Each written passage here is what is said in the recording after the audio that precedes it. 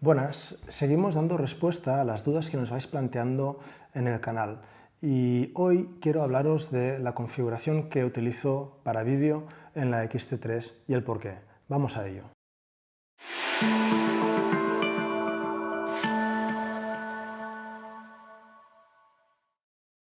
Las cámaras actuales llevan un montón de opciones configurables en cuanto a vídeo, ya sea en resolución, ya sea en megabits por segundo, en trato de color, en el códec utilizado, y yo quería hacer un poco la explicación de cuál es la configuración de vídeo que utilizo yo para el X-T3, la que creo que es la mejor, y por qué utilizo cada uno de estos parámetros.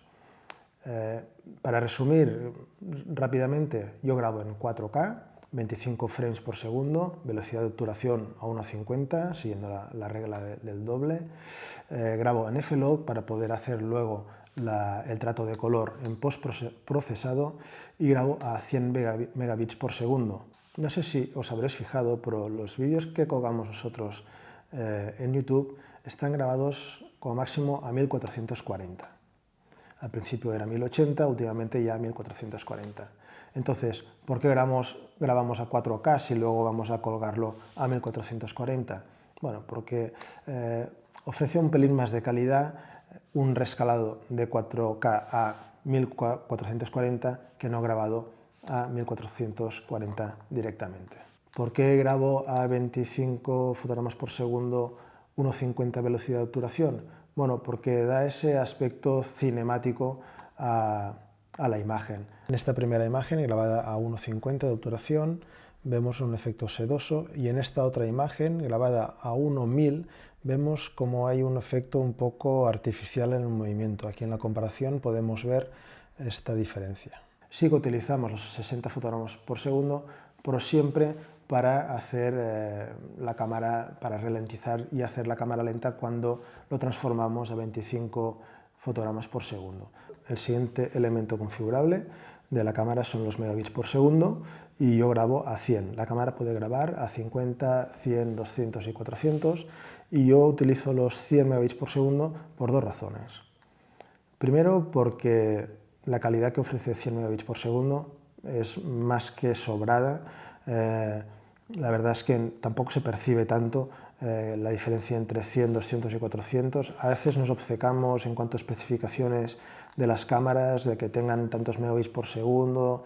Bueno, yo creo que un mínimo de 100 megabits por segundo está bien. Además tenemos que tener en cuenta que YouTube capa el megabit por segundo máximo y es 100, o sea, aunque lo pongas a 400 megabits por segundo, tampoco se va a notar en YouTube.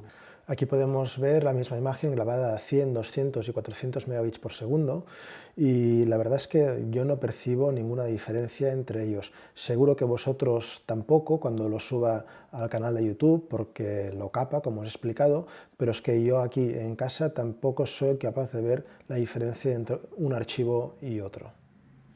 Y la segunda razón por la que grabo a 100 es sencillamente por una cuestión de espacio de la tarjeta y de luego los archivos que tengo que mover en el ordenador. Un archivo de 400 megabits por segundo ocupa 4 veces más que el mismo archivo grabado a 100 megabits por segundo. Pero es que además el ordenador lo nota muchísimo. Grabar a 100 megabits por segundo tiene un coste de recursos del ordenador y grabar a 400 tiene otro mucho mayor y se nota mucho en el momento de procesar los vídeos. En cuanto al códec, esta cámara utiliza el códec H265 y H264. Y la diferencia entre uno u otro es grande por una razón. El H265 te permite grabar internamente, o sea, directamente a la SD de tu cámara, a 10 bits de color. Y en cambio, H264 internamente solo te permite grabar a 8 bits de color. Solo si tienes una grabadora externa a través de HDMI puedes grabar con el códec 264 a 10 bits de color.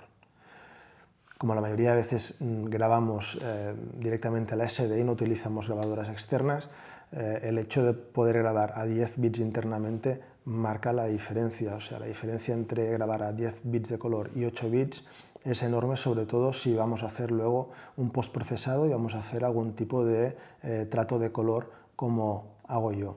Yo siempre grabo en F-Log y luego le aplico los LUTs y los cambios de color sobre esta base de F-Log. No es lo mismo grabar, por ejemplo, directamente con el perfil de color Eterna directamente en la cámara, que hacerlo en F-Log y luego, si uno quiere, añadirle en postprocesado el perfil de color Eterna, porque al estar grabando en F-Log también podemos cambiar altas luces, recuperar sombras de una forma mucho más amplia, tenemos mucha más cintura para hacer estos cambios. Aquí podemos ver una imagen grabada en F-Log y luego añadiendo el LUT del perfil Eterna. En esta imagen le añadimos 10 puntos de temperatura de color y 0,45 de exposición. Esta imagen es grabada directamente en Eterna, en el perfil Eterna directamente en la cámara, y aquí, como la anterior, añadimos también 10 puntos de temperatura de color y 0,45 de exposición.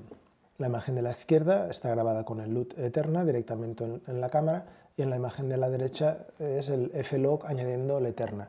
Y en los dos hemos aplicado el mismo cambio que he comentado anteriormente, aumentar 10 la temperatura y aumentar 0,45 la exposición. La imagen de la derecha, grabada directamente en F-Log, es mucho más sensible y por eso, aplicando exactamente los mismos cambios, el resultado es mucho más visible. Tiene mucho más sensibilidad a los cambios el archivo grabado en F-Log. Bueno, pues esta es mi configuración de vídeo que utilizo con la X-T3. Algunos de vosotros nos habéis preguntado qué configuraciones utilizamos en esta cámara y nada, queríamos dar respuesta, ya está hecho, espero que sea de utilidad y si tenéis más dudas las podéis plantear en los comentarios y nosotros las responderemos encantados. Así que seguimos viéndonos por el canal, muchas gracias por vernos, hasta otra. Since I was told that you